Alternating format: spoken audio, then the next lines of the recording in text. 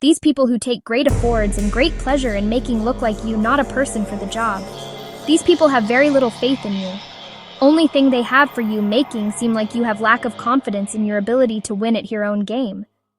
ChatGPT said, "Got it. You want a story that captures the feeling of working with people who undermine you, not just a dry explanation.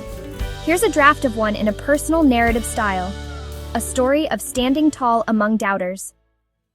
I once worked in a place where every day felt like walking into a storm. It wasn't the work itself that was hard. I could do the job with my eyes closed. What made it heavy was the people. These weren't teammates. They were shadows lurking at the edge of every success. If I solved a problem, they'd whisper that it was luck. If I missed a step, they'd shout it loud enough for the whole room to hear. They didn't want me to fail quietly. They wanted me to look like failure itself. Their game was simple: undermine, doubt, remind me at every turn that I didn't belong. It wasn't about my ability. It was about their fear, that maybe I had something they didn't. And the easiest way to protect their ground was to convince me I wasn't standing on any.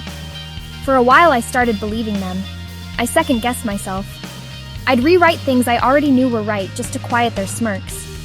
Confidence isn't something you lose all at once. It leaks out slowly, drip by drip, every time someone convinces you that you're smaller than you are. But here's what I learned. People like that don't really have power. Their power is borrowed. It only works if you hand them your self-belief. The day I stopped playing by their rules was the day the game ended. I started showing up not for them, but for me. I spoke when I had something to say, even if their faces twisted with doubt. I stopped apologizing for taking up space. And one by one, the same people who said I'd never last began to copy the very things they mocked. Because the truth is, some people will always try to paint you smaller. Your job is not to shrink so they feel bigger. Your job is to keep growing until they can't ignore the fact that you were built for this all along.